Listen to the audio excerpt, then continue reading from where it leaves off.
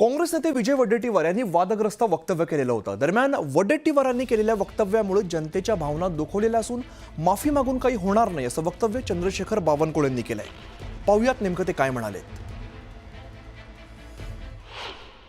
26 वर्षानंतर पर्यटकावर झालेला हल्ला आहे, हे यश लपवण्यासाठी माझ्या भाषणाला तोडून मोडून ठेवलं। म्हणून मी या माझ्या बोलण्यामुळे आमच्या ज्या बिचारा इनोसंट आणि निष्पाप लोकांचा बळी गेलाय, त्यामध्ये अतिरेक्यांनी त्यांना मारलंय, त्यांच्या कुटुंबियाला काही वेदना झाल्या असतील तर मी माफी मागेल आणि मी माफी मागतोय।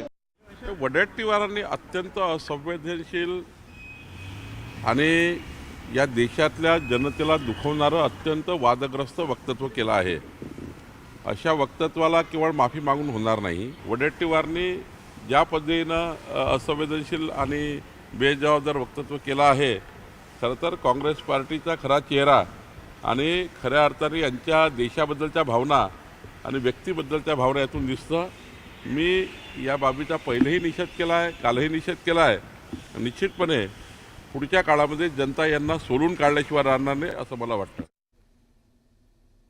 महाराष्ट्र दिनाच्या दिवशी होणाऱ्या झेंडा वंदनावरून या मुद्द्यावरून पुन्हा एकदा रायगडच्या पालकमंत्री पदाच्या चर्चांना आता उधाण आलेलं आहे। झेंडा वंदनाचा मान आदिती तटकरेंना देण्यात आलाय, त्यामुळे पालकमंत्री पद त्यांनाच मिळणार असं बोललं जातंय। दरम्यान झेंडा वंदनाची परवानगी दिली म्हणजे पालकमंत्री पद दिलं असं होत नाही। आदिती तटकरे यांना पालकमंत्री पद द्यायचं नाही म्हणून तर अजून कोणाला दिलेलं नाही असं मंत्री भरत गोगावले म्हणालेले आहेत। त्याचबरोबर आपण अजून दावा सोडलेला नसल्याचंही त्यांनी ठणकावून सांगितलंय। तर आदिती तटकरेंना या संदर्भात विचारल्यावर त्यांनी काही न बोलता काढता पाय घेतल्याचं पाहायला मिळालं।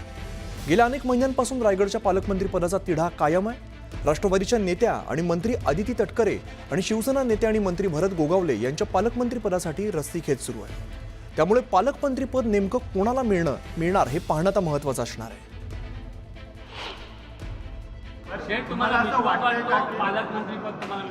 वाटतो म्हणून तर चाललंय। काही गोष्टी वाटूनच चालायच्या असतात, एकट्याने नसतात घ्यायच्या, वाटून चालायच्या।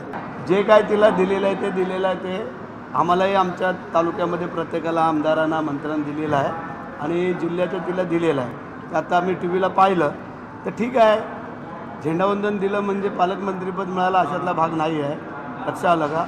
मागच्या वेळेला पण 26 जानेवारीला दिलं होतं, 15 ऑगस्टला, म्हणून कदाचित ते दिलं।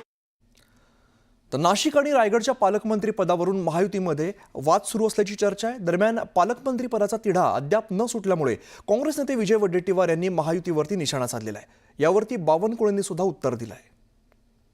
पक्षाचा आपल्या त्या पार्टीचा अंतर्गत वाद आहे, आलबेला आहे असं मी म्हणत नाही। मला वाटतं की अमित शहा जी येऊन गेलेत पण तोडगा निघू शकला नाही। आता हे 3 तिघाडा काम बिघाडा सगळं काम चाललेलं आहे।